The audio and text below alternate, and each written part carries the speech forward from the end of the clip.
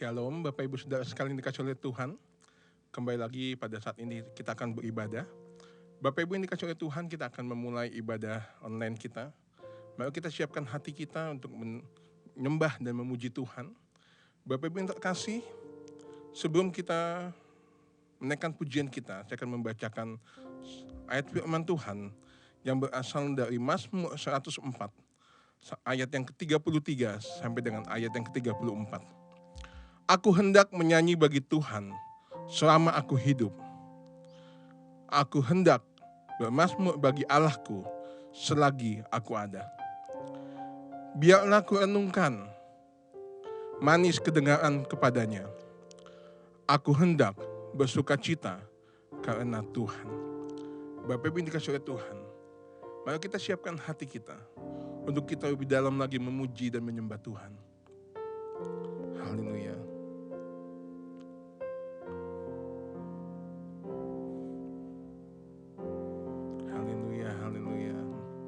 Mari kita nyanyikan pujian ini. Ya Tuhanku, aku hendak bernyanyi bagimu selama ku hidup. Ya Allahku, ya Allahku, aku hendak bermazmur bagimu selagi ku ada. Kita ulangi dari awal. Ya Tuhanku,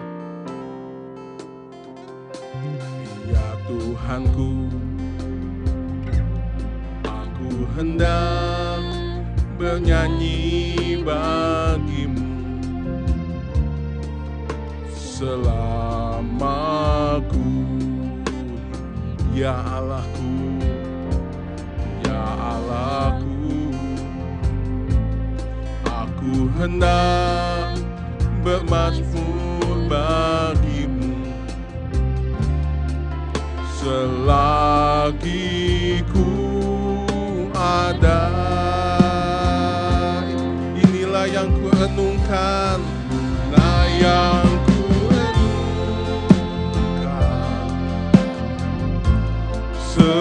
setiap waktu. Nyanyian pujian dan pengagungan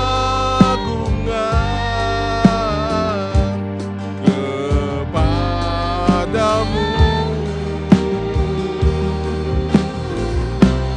yang manis kau dengar.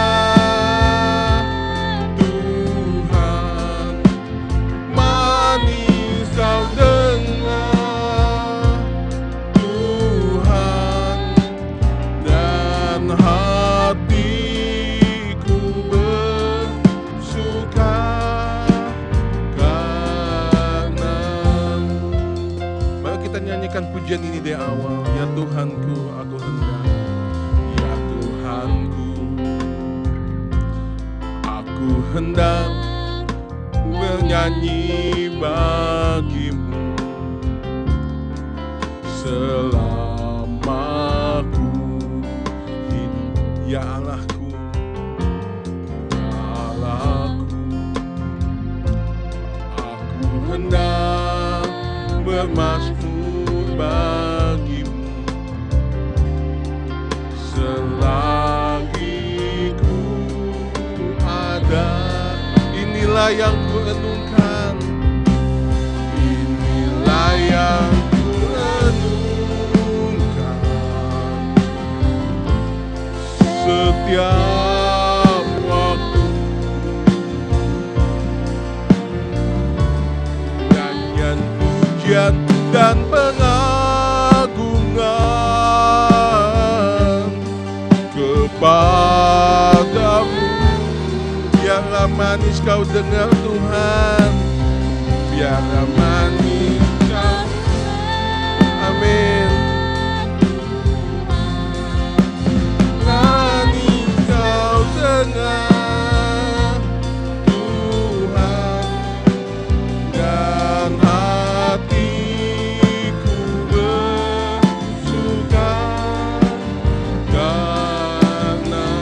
inilah yang kurenungkan, inilah yang kurenungkan. Setiap waktu nyanyian pujian dan pengagungan kepadamu. Biarlah manis engkau dengar Tuhan, biar manis engkau dengar Tuhan, manis kau dengar Tuhan, dan hatiku bersuka karena, dan hatiku bersuka, dan hatiku bersuka, dan hatiku bersuka,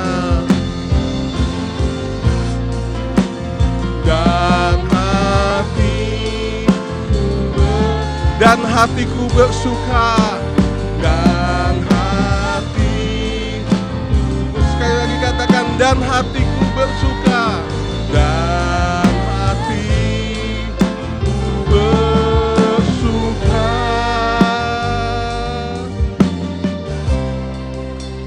Karenamu. Mari kita menyembah Tuhan. Haleluya.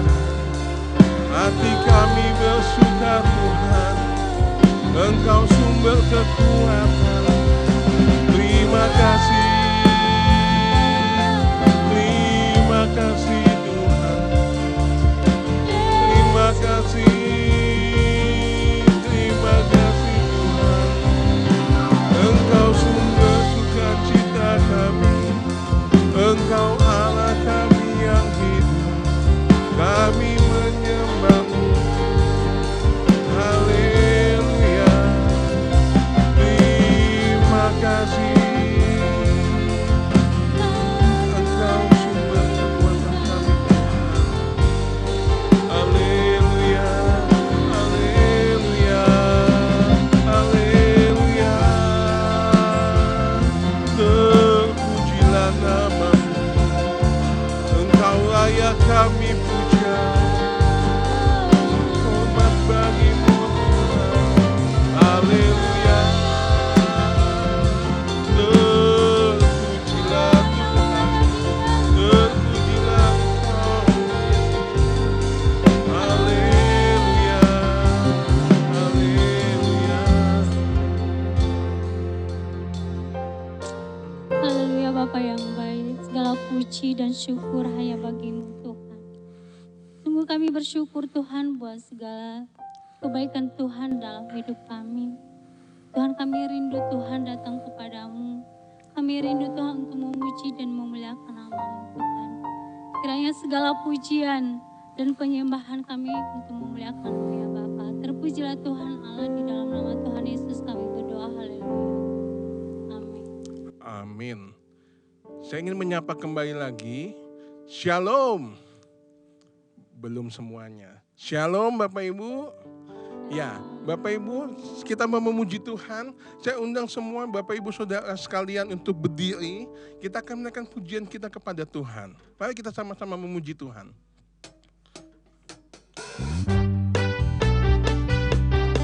Mari kita bersukacita karena kebaikannya melimpah untuk kita. Mari kita bersyukur kepada Tuhan lewat pujian yang kita nyanyikan. Masuk gerbangnya dengan hati bersyukur, halamannya dengan pujian, pergi baitnya dengan nyanyian syukur, hadiratnya penuh sukacita. Bab Tuhan dia baik, bab Tuhan dia. Mari lambaikan tanganmu. Hanya kekal selama-lamanya. Bab Tuhan dia baik. Amin Bapak Ibu.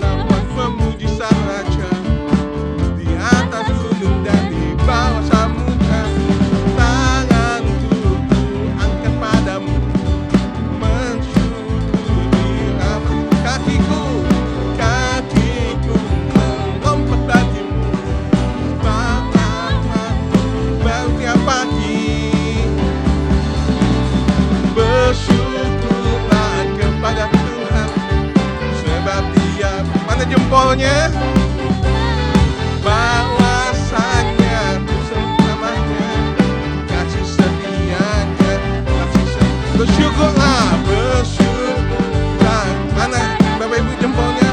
Sebab Dia baik, sebab Dia baik, bahwasanya selamanya kasih setia. Musik memuji Tuhan, haleluya. Kita bersuka cita karena kasih setia Tuhan kekal dalam hidup kita. Haleluya. Sama-sama kita tanganku ku angkat padamu, mensyukuri rahmat yang kau beri. Kakiku melompat bagimu, rahmatmu bertiap pagi. Bersyukurlah kepada Tuhan, sebab Dia baik, sebab Dia baik, bahwasanya selamanya kasih setianya, kasih setianya. Bersyukurlah kepada Tuhan, sebab Dia baik, sebab Dia baik, bahwasanya selamanya kasih setianya, kasih setianya. Na na na na na na na na na na na na na na na na na na na. Puji nama Tuhan. Bapak Ibu, silakan untuk duduk kembali. Haleluya. Kita sudah memuji Tuhan dan tiba saatnya kita akan mendengarkan kebenaran firman Tuhan. Mari Bapak Ibu kita siapkan hati kita. Selain Yesus memberikan kebaikannya yang begitu melimpah dalam hidup kita, Dia juga merupakan sumber jawaban dalam hidup kita. Hanya Yesus yang menjadi sumber kedamaian dan juga ketenangan di dalam hidup kita semua. Mari kita nyanyikan pujian ini bersama-sama.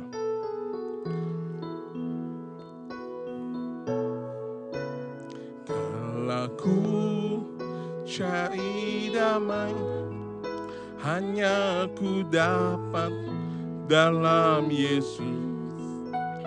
Kalau ku cari ketenangan, hanya ku temui di dalam Yesus. Tak satu pun menghiburku, tak seorang pun dapat menolong. Hanya Yesus jawaban hidupku, hanya Yesus jawaban hidup. Kita ulangi lagu ini dari awal. Kalau aku cari damai, kalau aku cari damai, hanya ku dapat dalam Yesus.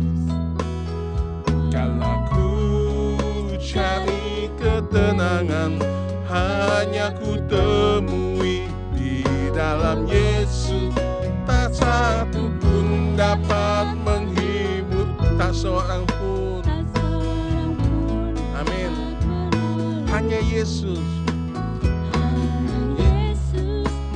jawaban hidup. Bersama Dia, bersama Dia hatiku damai, walau dalam lembah kekelam. Bersama Dia, bersama Dia hatiku tenang, walau hidup penuh tantangan. Tak satu pun dapat menghibur, tak seorang pun dapat. Hanya Yesus jawaban hidupku.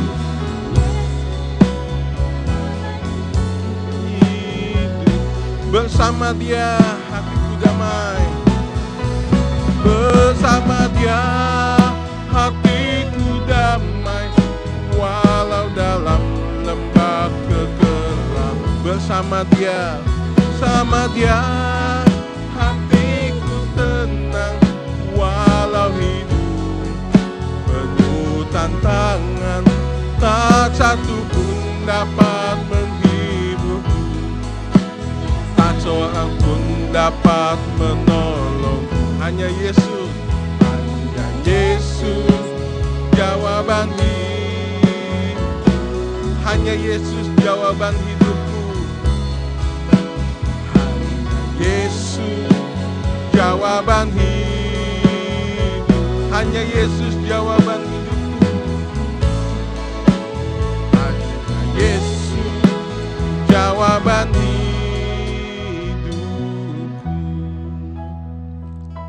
Mari Bapak Ibu Saudara sekalian, kita bersatu di dalam doa. Bapak yang baik, kami mengucap syukur di mana kami sudah memuji Tuhan dan kami ingin mendengarkan kebenaran firman Tuhan. Kiranya Tuhan Kau mengurapi hamba-Mu yang menjadi rekan sekerjamu dalam menyampaikan kebenaran firman Tuhan. Dan juga Tuhan memberikan kami semua sidang jemaat-Mu pengertian untuk kami bisa memahami firman Tuhan yang disampaikan. Dan Roh Kudus Engkau bekerja ketika firman Tuhan disampaikan, sehingga apa yang kami terima, yang kami dengar, tidak akan kembali dengan sia-sia, tetapi bekerja di dalam kehidupan kami. Terima kasih Tuhan, kami mengucap syukur, dan kami siap mendengarkan firman-Mu. Dalam nama Yesus Kristus kami berdoa. Haleluya. Amin.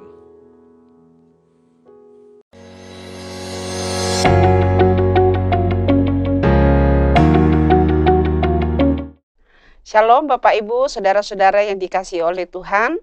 Saya sekali lagi menyapa dengan hati bersyukur bahwa dalam minggu ke-2 bulan Agustus masih bisa bertemu dengan Bapak Ibu dimanapun berada. Dan hari ini saya ingin menyampaikan firman Tuhan dengan tema Allah yang mengingat. Berapa dari Bapak Ibu yang merasa terlupakan oleh karena situasi yang ada, situasi COVID? Ada beberapa orang yang berkata kepada saya, kalau khotbah nggak usah lagi bicara soal COVID, udah bosan mendengarkan. Tetapi saya berpikir bahwa seorang pengkhotbah itu harus berbicara dari konteks di mana dia berada. Dan saat ini konteks kita adalah situasi pandemik. Dan di dalam masa pandemik ada banyak hal yang terjadi, dan mungkin salah satu adalah bicara tentang perasaan dilupakan, perasaan berada pada satu kotak di mana dia tidak bisa bergerak. Saya masih bisa bayangkan pada waktu pertama kali karantina di rumah, itu ada 3 bulanan, sangat membosankan oleh karena tidak bisa kemana-mana. Nah, hari ini dengan tema khotbah Allah yang mengingat, kiranya Bapak Ibu dimanapun berada kembali dikuatkan oleh firman Tuhan dan memiliki arah kembali, menata arah hidup kita menjalani hari-hari yang ada di depan kita. Nah, Bapak Ibu bicara tentang Nuh, cerita dari sekolah minggu ini adalah salah satu cerita yang paling populer di dalam Alkitab. Dan kalau kita melihat setelah Adam, kisah Nuh ini adalah kisah yang panjang oleh karena memakan 4 pasal untuk menceritakan Nuh dan kaitannya dengan air bah. Dan di dalam 4 pasal ini cukup detail memberikan cerita tentang narasi air bah, sebagai tokoh utamanya adalah Nuh. Nah, kemudian waktu kita mendengarkan kisah Nuh, biasanya kita hanya langsung teringat kepada banjir yang besar atau air bah, lalu kemudian batrah yang dibangun dengan beberapa tingkap, lalu binatang yang memasuki batrah itu secara beriringan, berpasang-pasangan. Lalu kemudian kita juga mungkin ingat merpati, burung gagak yang diutus oleh Nabi Nuh untuk mencek sejauh mana sih banjir atau air bah ini dalam posisi di mana, memastikan mereka berapa lama lagi mungkin akan berlayar. Lalu kemudian kita ingat ada ranting daun dan gambar yang sering dipakai dalam organisasi perdamaian itu adalah dilatari oleh kisah Nuh ini, yaitu burung merpati dengan membawa satu ranting daun. Nah, tetapi sebenarnya kisah ini lebih dari detail-detail yang kita dengarkan di sekolah minggu, yaitu narasi Nuh adalah naratif tentang anugerah Allah, dan anugerah itu memakai manusia sebagai agennya. Nah, Bapak Ibu, saudara-saudara yang dikasih oleh Tuhan, kisah Nuh didahului dengan catatan tentang kemerosotan atas muka bumi yang merupakan kelanjutan tetapi signifikan memuncak dari sejak Adam dan Hawa jatuh di dalam dosa di dalam Kejadian pasal 3, dan kemudian di dalam pasal 6 dalam ayat 5 dicatat bahwa ada ungkapan yang kemudian memprovokasi penghukuman atas bumi dengan air bah. Ayat 5 berkata, kejahatan manusia besar di bumi, dan bahwa segala kecenderungan hatinya selalu membuahkan kejahatan semata-mata. Jadi dosa ini memenuhi bumi sampai bukan hanya tindakan-tindakan, tetapi ini muncul dari sikap hati manusia yang semuanya itu di pemandangan Allah adalah sikap yang berdosa. Lalu ayat 8 di dalam masih pasal 6 memberikan penegasan bahwa selalu ada perkecualian dalam rencana Allah dalam narasi ini, dan perkecualian itu adalah Nuh. Narasi Nuh dalam pasal 6 ayat 9 dari segi gramatikal atau pola sastra ada satu yang merupakan khas dari pola narasi di dalam Alkitab, dan ini tersebar dari Perjanjian Lama maupun Perjanjian Baru. Pola itu disebut pola kiastik atau pola kiasmus. Dan kemudian apa sih pola kiastik ini? Sederhananya sejenis pantun yang akrab dengan kita di Indonesia, di mana pola pantun itu ada ada rumus misalnya AB ya, lalu kemudian di paragraf yang pertama atau baris yang pertama dan kedua adalah bahasa yang sebenarnya tidak ada artinya, lalu nanti di baris ketiga keempat baru merupakan arti atau makna dari pantun tersebut. Ya, kira-kira seperti itu pola yang disebut sebagai pola kiastik atau pola kiasmus. Dan lebih rinci lagi, sebenarnya metode ini adalah sebuah metode yang menata ulang kembali narasi di dalam satu perikop atau beberapa pasal, diatur di dalam sebuah urutan yang tertentu, lalu kemudian di puncaknya itu adalah inti dari narasi itu. Setelah inti dari narasi itu akan ada pengulangan dalam bentuk yang berbanding terbalik dengan urutan yang pertama. Nah, di urutan yang bagian yang kedua ini adalah pola yang diulang dalam urutan terbalik. Nah, tujuannya adalah cerita ini kenapa disusun seperti pola kiastik seperti itu, untuk mencari tahu apa sih tema utama dari narasi tersebut. Dan kisah Nuh adalah salah satu contoh narasi yang sangat baik, dan saya coba searching pola dari kisah Nuh ini dalam bentuk kiastik, dan cukup banyak beragam, ada yang detail dan ada juga yang sederhana. Dan saya akan menyertakan dua contoh yang mungkin Bapak Ibu bisa lihat di rumah. Pola yang pertama di dalam bahasa Inggris saya belum sempat terjemahkan.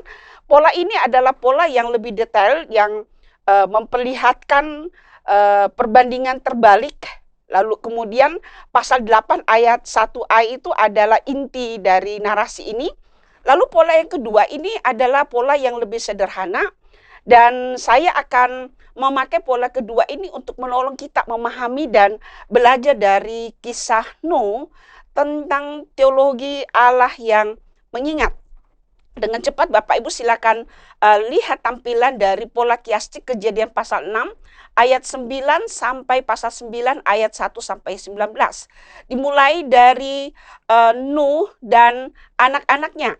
Bapak Ibu lihat pola kiastik ini dimulai dari Nuh dan anak-anaknya, dan diakhiri juga dengan cerita tentang Nuh dan anak-anaknya.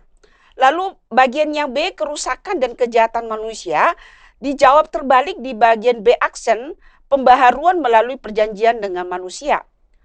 C, tentang keputusan Allah membinasakan bumi dengan air bah, dibalas dengan C aksen, keputusan Allah tidak akan pernah lagi menghukum bumi dengan air bah. Lalu kemudian perintah Allah dan respon Nuh, bagian D, yaitu supaya Nuh memasuki Batra dan respon Nuh taat memasuki Batra, dibalas dengan D aksen, perintah Allah dan respon Nuh keluar dari Batra, dan sekali lagi Nuh mentaati hal itu. Lalu bagian E, permulaan air bah, dibalas dengan E aksen, air bah berakhir. Lalu kemudian di bagian F, air bah menutupi bumi, dan dibalas dengan F aksen, air bah surut. Lalu Bapak Ibu perhatikan di dalam pasal 8 ayat 1a, adalah frase yang mengatakan Allah mengingat Nuh.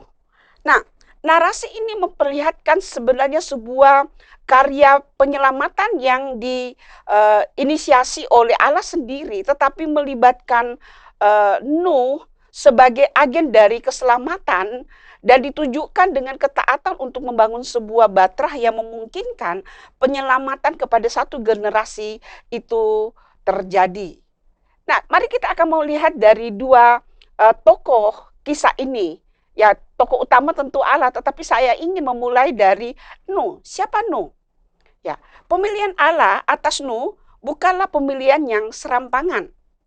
Nuh pertama kali disebut di dalam Kejadian pasal 5 ayat yang ke-29 ketika narator memberikan catatan alasan nama Nuh diberikan oleh orang tuanya. Ya. Seorang pujangga Inggris, Shakespeare, mengatakan, apalah arti sebuah nama? Tetapi itu tidak benar, saudara, karena nama sebenarnya pertama-tama adalah identitas. Nama saya Naomi itu adalah identitas saya. Dan juga sebenarnya sebuah harapan, sebuah berkat ketika seorang anak diberi nama oleh orang tuanya. Jadi Bapak Ibu yang ada di rumah, jangan memberikan nama anakmu sembarangan. Ya, ada orang yang begitu lahir anaknya, lalu kemudian dia lihat ada tulisan Rinso, anaknya diberikan nama Rinso. Ya, tidak benar seperti itu. Marilah menyiapkan sebuah nama yang merupakan bahasa iman kita sebagai orang tua. Mau jadi apa anak ini? Ya, salah satu staf kami, Pak Julison dengan Ibu Mary, baru-baru diberkati dengan anak pertama mereka. Dan sebelum anak ini lahir, mereka sudah meminta kepada saya, Ibu Naomi, tolong siapkan nama atau berikan nama yang baik, yang bagus buat kami. Nah, awalnya saya memberikan beberapa alternatif nama, tetapi rupanya mereka terima semua usulan saya. Dan anak ini diberi nama Abersio Tobia Halawa, karena ayahnya orang Nias jadi dikasih marga Halawa. Apa arti Abersio Tobia? Abersio ini dari bahasa Yunani yang artinya anak pertama. Ya, lalu dari sinilah sang ayah dan ibu memanggil atau memutuskan panggilan kecil dari baby ini namanya Cio. Lalu kemudian Tobia. Ya, ini adalah bahasa Ibrani berasal dari dua kata, Tov dan Yahweh atau Adonai. Artinya Tuhan itu baik. Jadi dengan demikian harapan dari orang tua ini, ya, dari Abersio Tobia Halawa ini adalah bahwa anak ini akan selalu mengalami kebaikan Tuhan dalam hidupnya. Sebuah nama yang sangat baik. Dan Nuh memiliki arti yang baik juga, ya. Nuh dalam bahasa Ibrani adalah Noah. Jadi Nuh ini dari versi bahasa Arab, tetapi nama dalam bahasa Ibrani adalah Noah, dan artinya beristirahat atau berbaring. Lalu perhatikan bahwa di dalam ayat yang kelima, pasal 5 ayat 29, ini tujuan dari ayah atau ibunya memberikan nama, dikatakan supaya anak ini memberikan penghiburan kepada generasi yang telah begitu lelah dalam mengusahakan tanah yang telah terkutuk. Jadi waktu kita dengar kata Noah artinya beristirahat atau berbaring, kita diingatkan kembali kepada peristiwa di dalam Kejadian pasal 3 ketika pekerjaan menjadi kutuk. Pekerjaan awalnya dirancang oleh Allah untuk menjadi berkat bagi manusia, bagi Adam dan Hawa. Tetapi ketika mereka jatuh di dalam dosa, pekerjaan ini menjadi kutuk, menjadi kelelahan, menjadi beban yang harus dipikul seumur hidup Adam dan Hawa. Dan ketika generasi berikutnya dan Noah lahir, orang tua memberikan pengharapan bahwa paling tidak di dalam dunia yang terkutuk ada istirahat buat mereka. Berapa dari Bapak Ibu yang mungkin merasa bahwa hal bekerja, hal mencari nafkah itu sangat melelahkan. Dan di dalam situasi yang ada sekarang, ada orang berpikir tidak ada pekerjaan atau bekerja dari rumah saja itu lebih ringan. Ternyata tidak Bapak Ibu. Ya, anak belajar juga terjadi kekacauan. Sampai kemudian ada satu curhatan yang viral, bagaimana ibu itu marah sekali dan mengatakan daring atau pelajaran secara online itu membuat dia darting atau darah tinggi. Dan saya bisa membayangkan frustasi dari ibu-ibu, frustasi juga dari anak-anak, ya, penyesuaian dengan mama yang jauh lebih galak dari ibu guru, sehingga doa dari anak-anak ini, kapan ini berhenti? Kami mau kembali ketemu dengan guru-guru kami. Dan saya membayangkan waktu ini terjadi, saudara, kita kembali dalam situasi di mana ada tatap muka langsung. Mudah-mudahan akan ada perubahan paradigma dari orang tua melihat guru. Ya, selama ini anak baru mungkin dicubit, udah dibawa ke pengadilan, katanya dianiaya. Ya, padahal seorang guru itu berjam-jam bersama-sama dengan anak-anak Bapak Ibu di sekolah, dan bukan hanya satu loh Bapak Ibu. Ya, satu kelas bisa 30, satu kelas bisa 40, dan itu dari pagi sampai siang atau bahkan sampai sore. Ya. Lalu kemudian karena ada guru juga manusia katanya, lalu lakukan sebuah kesalahan, lalu orang tua tidak sabar bawa guru ke pengadilan. Mungkin setelah COVID ini situasi hubungan antara guru dengan orang tua juga akan semakin baik, murid-murid juga akan semakin menghormati profesi guru. Ya, semoga ya kita doakan itu. Nah, pertanyaan adalah dengan cara bagaimana Nuh memenuhi harapan orang tuanya dan sekaligus memaknai dirinya sendiri sebagai orang yang membawa rest, membawa istirahat kepada generasi yang begitu lelah, ingin istirahat, begitu lelah di tengah-tengah dunia yang telah dikutuk. Kejadian pasal 6 ayat 9. Nuh adalah seorang yang benar dan tidak bercela di antara orang yang sejamannya, dan Nuh itu hidup bergaul dengan Allah.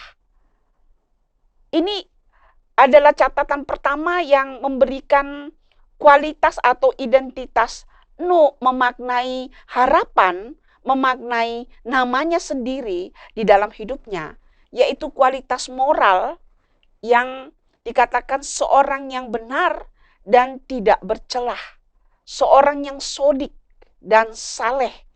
Ya. Dan kemudian saudara, rahasianya mengapa ada kualitas moral yang demikian, yang sebenarnya aneh dan langka, karena catatan kita lihat di dalam pasal 5, pasal 6, bahwa kecenderungan manusia pada saat itu adalah kejahatan belaka. Pikiran mereka, tindakan mereka, apapun yang mereka lakukan, itu adalah sebuah kejahatan yang membawa murka dari Allah. Dan di dalam ayat ini saudara, Nuh dicatat sebagai seorang yang memiliki kualitas moral yang berbeda oleh karena seorang yang benar dan tidak bercela. Lalu kemudian di frase berikutnya, dan Nuh itu hidup bergaul dengan Allah. Kualitas moral yang sedemikian rahasianya adalah hidup bergaul dengan Allah. Lalu Kejadian pasal 6 ayat 22. Lalu Nuh melakukan semuanya itu tepat seperti yang diperintahkan Allah kepadanya. Demikian dilakukannya. Nuh memaknai pengharapan dari orang tuanya dan memberi identitas sesuai dengan namanya.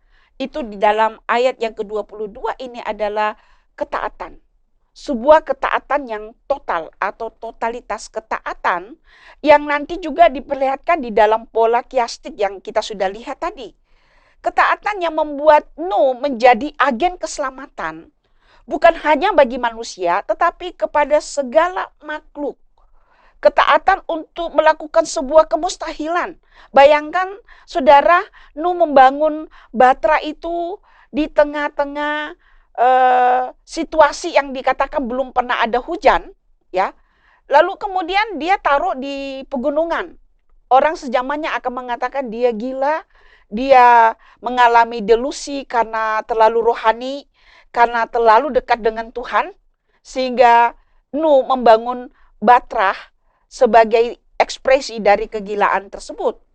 Dan ketaatan inilah yang menghasilkan keselamatan dan pengharapan dan kelanjutan dari sejarah.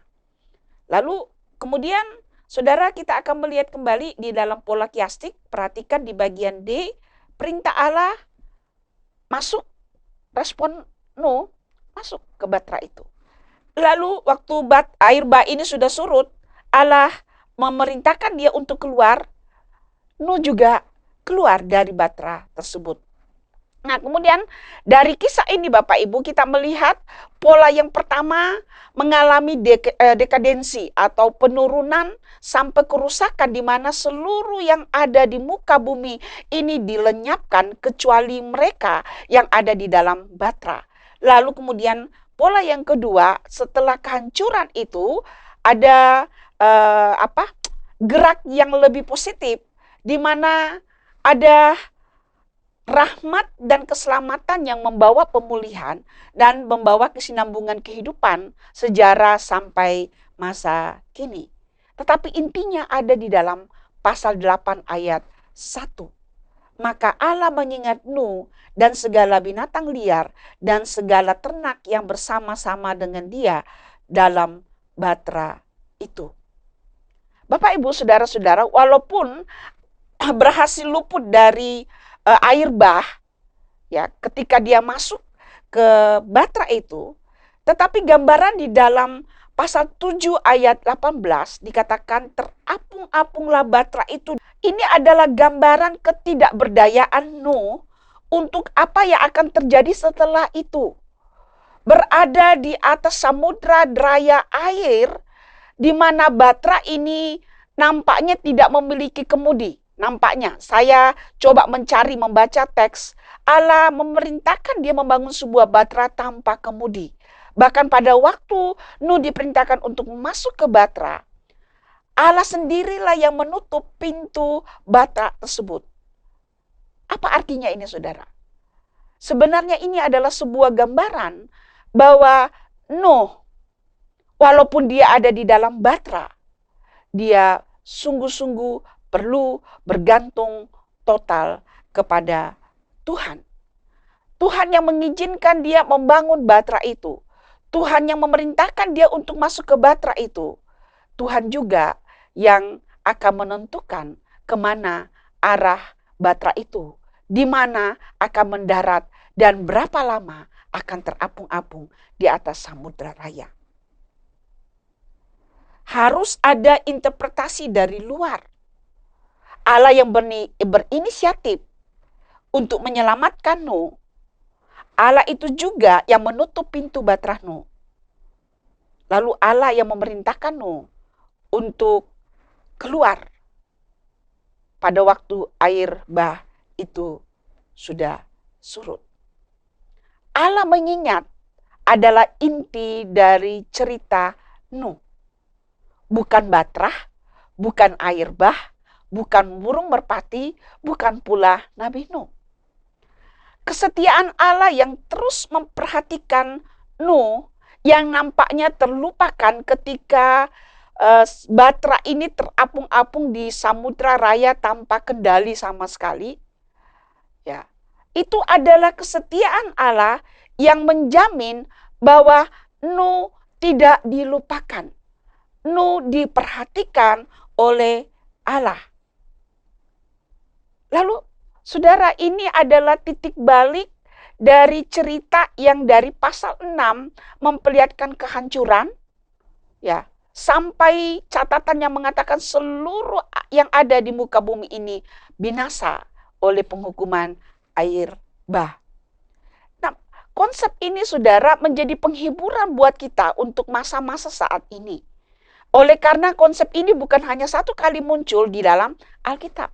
Bukan hanya pada masa kisah Nabi Nuh, tetapi muncul dalam kisah Abraham, di dalam kisah Rahel, Saudara perhatikan yang saudara bisa baca di rumah nanti.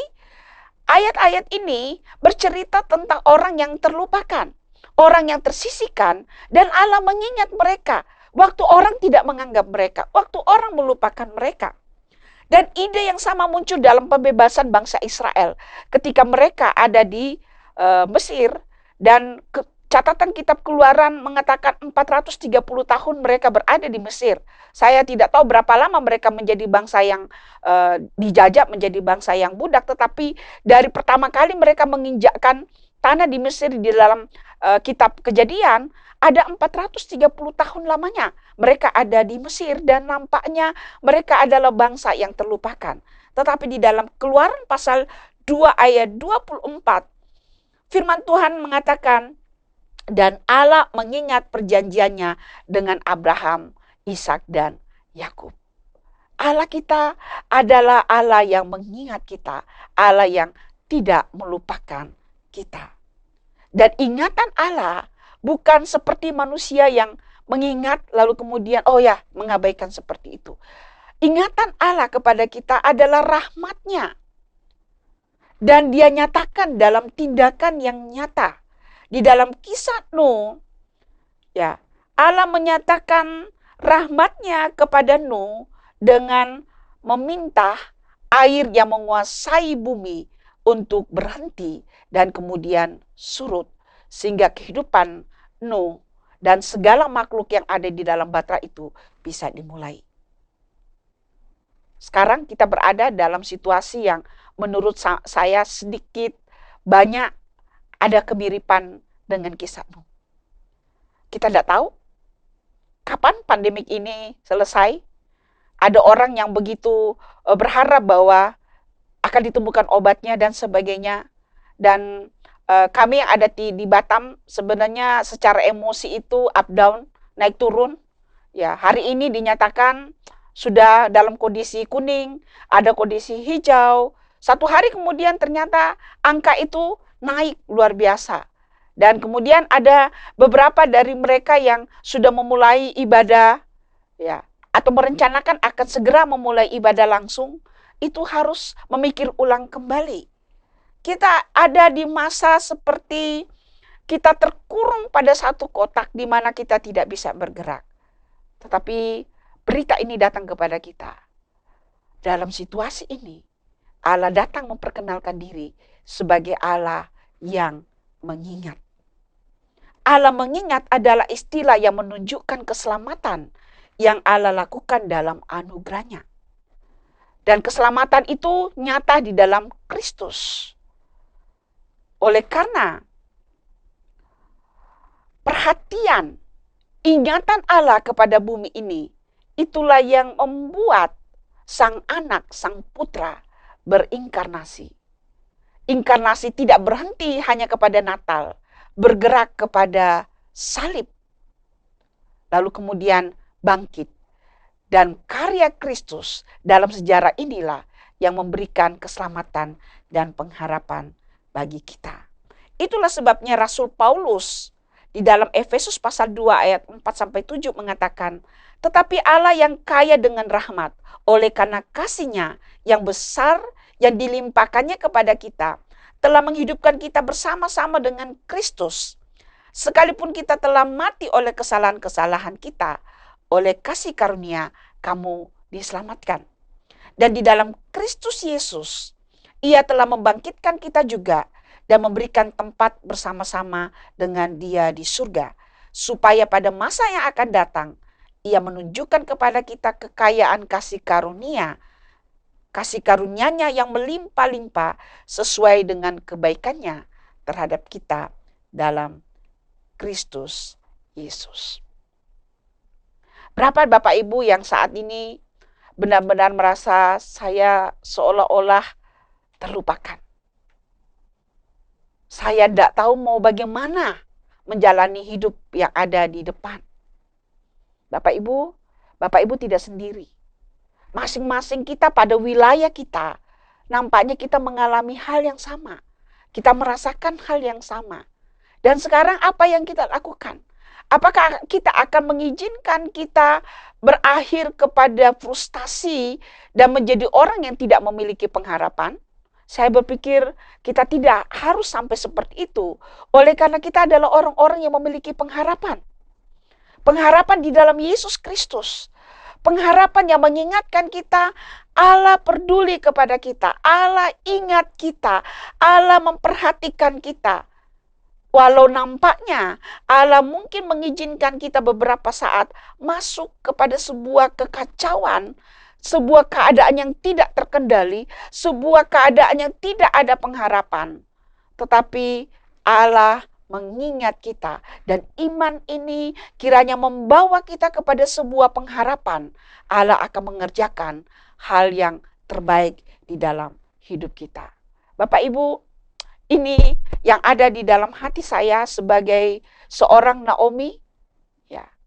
Naomi di dalam Alkitab adalah seorang wanita yang kemudian menolak identitas yang diberikan orang tuanya. Naomi artinya menyenangkan, tetapi kemudian di dalam kepahitan ketika terjadi kelaparan, suaminya pergi mengajak dia dengan anak-anaknya ke sebuah negeri. Lalu kemudian suaminya meninggal, kedua anaknya meninggal, dan dia harus pulang. Dan ketika orang memanggil dia Naomi, dia mengatakan, jangan panggil aku Naomi, panggil aku Mara, yang artinya pahit. Identitasnya adalah Naomi yang menyenangkan. Tetapi masalah membawa dia menjadi orang yang penuh dengan kepahitan. Kita tidak boleh seperti itu. Identitas kita adalah identitas anak-anak Allah. Dan kebaikan dari Bapa kita, itu kita bisa harapkan di tengah situasi yang ada saat ini. Sebagai kesimpulan, saya ingin menutup dengan 4 kesimpulan. Dari Nuh dan dari kebenaran tentang Allah. Dari Nuh, firman Tuhan mengingatkan dan mendorong kita untuk hidup bergaul dengan Allah. Kerohanian kita yang sejati bergaul dengan Allah, bukan kepura-puraan, bukan sesuatu yang disetting sedemikian rupa, tetapi dari hubungannya benar-benar jujur akan menghasilkan kualitas moral yang tidak terbantahkan di tengah angkatan-angkatan yang bengkok hatinya. Tidak memakai situasi untuk hidup dengan serampangan. Tidak menjadikan situasi di sekeliling untuk mengizinkan dia hidup di dalam dosa. Saudara, rahasia kita bisa memiliki kualitas kerohanian yang sedemikian rupa adalah hubungan dengan Allah. Bangun hidupmu dengan Allah melalui doa, melalui pembacaan firman Tuhan. Dan kiranya kebaikan demi kebaikan meluap-luap dari hidupmu seperti aliran mata air. Lalu kemudian Nuh juga mengajarkan kita menjadi orang yang belajar taat. Taat itu tidak mudah. Mudah untuk dikatakan, tetapi sulit untuk dilakukan. Tetapi kita menantang hidup kita. Apakah kita menjadi orang yang taat? Dalam situasi seperti ini, saudara, mungkin contoh yang paling praktis adalah bicara tentang memberi di tengah situasi yang tidak nyaman seperti ini. Banyak kita yang kehilangan pekerjaan dan sebagainya, bahkan dari organisasi Gereja Sidang Jemaat Allah, BPP kemudian memutuskan pelayan Injil tidak perlu membayar perpuluhan 100% kepada BPD, tetapi hanya sekian persen, dan sekian persennya boleh diberikan kepada gereja lokal di mana pelayan Injil itu melayani. Dan saudara bisa saja kemudian pelayan Injil yang ada kemudian memotong, jadi hanya kirim 3% atau berapa persen ke BPD, lalu kemudian memakai itu untuk dirinya sendiri yang sisanya. Tetapi saya menjadi saksi bahwa pelayan-pelayan Injil yang ada di Gereja Sidang Jemaat Allah Bethesda Ministry melakukan bagiannya. Mereka memberi kepada BPD dan juga mengembalikan yang sisa kepada gereja. Dan perpuluhan ataupun persembahan dari gereja Bethesda ini tidak mengalami pengurangan yang terlalu drastis, ya. Dan ini juga menjadi takjub kepada saya. Tetapi kemudian saudara, Allah mengingatkan kepada saya sebagai pelayan Tuhan di Bethesda bahwa itu bukan karena siapa-siapa. Ini adalah ekspresi dari ketaatan anak-anak Tuhan yang ada di Bethesda. Memberi dari kekurangan mereka. Memberi di tengah-tengah keadaan yang sulit. Dan ini adalah perkara yang tidak mudah, tetapi telah dilakukan. Saya mendengar ada beberapa pendeta yang mengeluh oleh karena mereka sangat kesulitan dalam keuangan. Karena ada jemaat yang beralasan, saya tidak bayar persembahan oleh karena saya tidak ibadah. Itu mungkin hak asasi mereka. Tetapi saya bersyukur bahwa anak-anak Tuhan yang ada di Bethesda menjadi orang yang mulai taat di dalam hal keuangan. Lalu dari Allah. Ya. Dari Allah dua kebenaran yang saya mau sampaikan. Yang pertama, Dia Allah yang tidak berkompromi dengan dosa. Dia pasti berperkara dengan orang-orang yang mengabaikan kasih karunia-Nya. Saudara, perlu serius untuk melihat hidupmu. Apakah engkau berpadanan dengan panggilanmu, dengan identitasmu sebagai orang Kristen, sebagai anak-anak Tuhan? Karena identitas yang engkau miliki bukan dilakukan dengan cara yang gampang, tetapi dilakukan dengan pengorbanan Yesus Kristus di atas kayu salib. Kebenaran yang kedua, tentang Allah yang mengingat, Allah yang menghiburkan kita. Kita tidak akan pernah dilupakan atau diabaikan oleh Bapa kita. Kiranya Tuhan memberkati sepanjang minggu ini, Bapak Ibu, teruslah bergerak di dalam iman ini. Allah perhatikan saya, Allah ingat saya, dan itu memberikan semangat untuk terus hidup di dalam kebenaran. Tuhan memberkati Bapak Ibu. Dan setelah ini saya akan berdoa untuk beberapa pokok doa, secara khusus mungkin untuk jemaat di GSCA Bethesda dan juga GSCA Anugerah. Kiranya Tuhan menolong kita untuk melakukan kebenaran firman Tuhan ini, mengalami kebenaran firman Tuhan ini, dan menjadi orang-orang yang kuat di dalam iman. Mari kita berdoa. Bapak Surgawi, terima kasih buat firman-Mu, firman yang sungguh menghiburkan kami Tuhan. Bahwa Allah mengingat kami, Allah tidak melupakan kami. Mungkin dengan situasi yang ada ketika banyak kami yang kehilangan pekerjaan. Kami harus tertahan di satu tempat. Kami tidak bisa bergerak. Kami terkurung mungkin di dalam situasi ini Tuhan. Kami merasa dilupakan. Tetapi Engkau kembali datang kepada kami melalui firman-Mu. Bahwa Engkau Allah yang mengingat kami. Engkau Allah yang tidak pernah melupakan kami. Engkau Allah yang memperhatikan kami. Saat ini hamba-Mu berdoa untuk seluruh jemaat-Mu yang mendengarkan firman Tuhan hari ini. Engkau kenal mereka. Engkau tahu pergumulan mereka. Mungkin seperti batra yang terapung-apung di samudra raya. Air yang tidak ada batas. Mungkin kami berpikir seperti itu. Engkau datang kepada kami Tuhan, memberikan kami penghiburan dan mengatakan Engkau diingat, Engkau dikasihi. Sehingga kami menjadi orang-orang yang terus memiliki pengharapan kepada Engkau. Kami membawa hidup kami kepada Engkau Tuhan. Biarlah kami menjadi seperti Nuh yang hidup bergaul dengan Tuhan. Dan memunculkan kualitas moral yang tidak bisa dibantah oleh dunia ini Tuhan. Kami menunjukkan rasa hormat kami dengan taat kepada Engkau. Bahkan mungkin untuk melakukan ketaatan itu adalah sebuah perkara yang nampaknya mustahil. Kami mau belajar untuk taat. Tuhan berkati seluruh jemaat-Mu dimanapun mereka berada. Kesulitan-kesulitan yang ada di dalam masa COVID ini Tuhan, kiranya Tuhan tolong mereka. Mereka yang kehilangan pekerjaan, mereka yang sakit, dan juga buat ibu-ibu orang tua yang bergumul dengan sistem pendidikan yang baru. semua bergumul, baik anak, orang tua maupun juga guru. Tuhan tolong mereka, Tuhan berikan kesabaran yang ekstra, kreativitas yang baru Tuhan.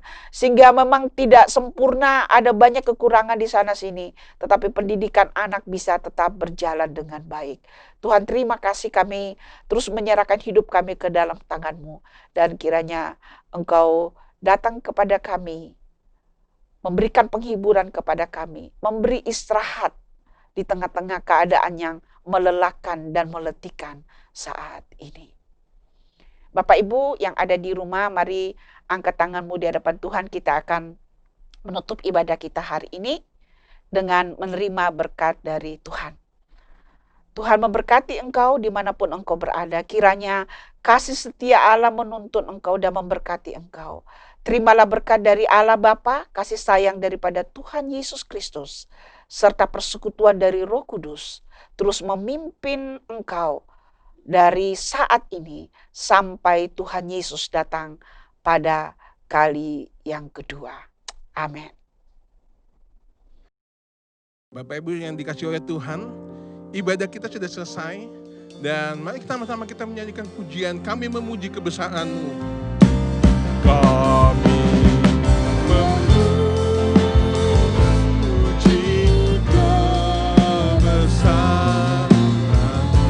ajaib Tuhan, ajaib Tuhan, ajaib Tuhan, ajaib. Kami memuji, kami memuji kebesaran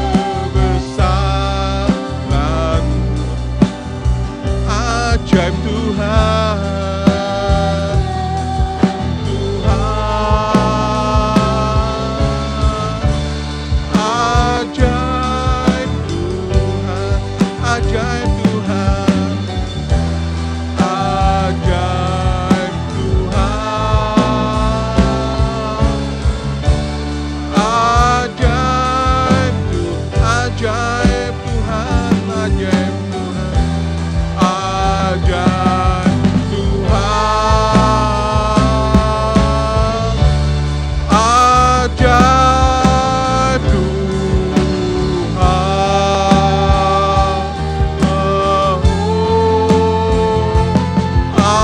Amin. Selamat hari Minggu Bapak Ibu Saudara semua. Tuhan Yesus memberkati. Shalom.